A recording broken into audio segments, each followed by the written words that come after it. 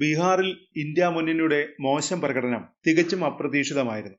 യുവതുർക്കികളായ RJD നേതാവ് തേജസ്വി യാദവും കോൺഗ്രസ് നേതാവ് രാഹുൽ ഗാന്ധിയും നയിച്ച ഇന്ത്യ മുന്നണി വയോധികൻ നിതീഷ് നയിച്ച NDA സഖ്യത്തിന് വലിയ വെല്ലുവിളി ഉയർത്തുമെന്ന് വിശ്വസിച്ചവരേറെ. എന്നാൽ എതിരാളികളെ പോലും അമ്പരപ്പിച്ച ദയനീയ തോൽവിയാണ് ബീഹാറിൽ ഇന്ത്യ മുന്നണിക്കുണ്ടായത്. സൂക്ഷ്മമായി നോക്കിയാൽ തെരഞ്ഞെടുപ്പിൽ BJPക്കും JDUവിനും മുകളിലാണ് RJD നിൽക്കുന്നത്. ബീഹാറിൽ ഏറ്റവും അധികം വോട്ട് ഷെയർ ലഭിച്ചത് RJDക്കാണ്. 43 സീറ്റുകളിൽ മത്സരിച്ചതിൽ 25 സീറ്റുകളിൽ മാത്രമേ ജയിക്കാൻ സാധിച്ചുള്ളൂ എങ്കിലും 23% RJDയുടെ വോട്ട് ഷെയർ. ഏറ്റവും ഉയർന്ന വോട്ട് ഷെയർ ആണിത്. 2020 തെരഞ്ഞെടുപ്പിൽ 23.11% വോട്ട് ഷെയർ ആണ് RJD നേടിയത്. 2025 അല്പം കുറവ് മാത്രം. എന്നാൽ വോട്ട് ഷെയറിൽ കാര്യമായ ഇടിവുണ്ടായില്ല. 1.15 കോടി ജനങ്ങളാണ് RJDക്ക് വോട്ട് ചെയ്തത്. ബീഹാർ തെരഞ്ഞെടുപ്പിൽ ഏറ്റവും അധികം സീറ്റുകൾ നേടിയ പാർട്ടി BJP ആണ്. 89 സീറ്റുകളിലാണ് BJP വിജയിച്ചത്. എന്നാൽ 20.08% മാത്രമാണ് BJPയുടെ വോട്ട് ഷെയർ.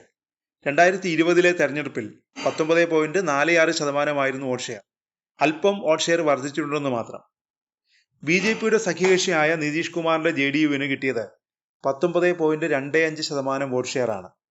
101 സീറ്റുകളിൽ മത്സരിച്ച JDUവിന് 85 സീറ്റുകളിൽ വിജയിക്കാനായി. 2020 15.36% വോട്ട് ഷെയർ 2025 19.25% ഉയർന്നിട്ടുണ്ട്.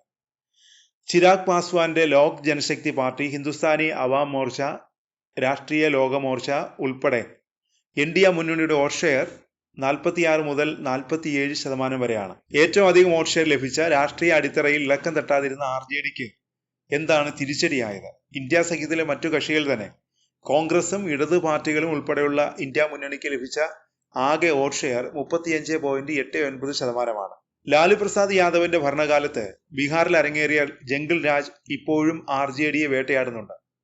അതിന്റെ സ്വാധീനം തെരഞ്ഞെടുപ്പുകളിൽ പ്രതിഫലിക്കുകയും ചെയ്തിട്ടുണ്ട്. തേജസ്വിയുടെ പാർട്ടിക്ക് ഇത്തവണ BJPയെക്കാളും ഉയർന്ന വോട്ട് വിഹിതം ലഭിക്കാനുള്ള മറ്റൊരു കാരണം ഇത്തവണ അവർ മത്സരിച്ച സീറ്റുകളുടെ എണ്ണമാണ്. RJD ഇത്തവണ 143 സീറ്റുകളിൽ സ്ഥാനാർത്ഥികളെ നിർത്തി. ഏറ്റവും അധികം സ്ഥാനാർത്ഥികളെ നിർത്തിയ പാർട്ടി RJD ആണ്.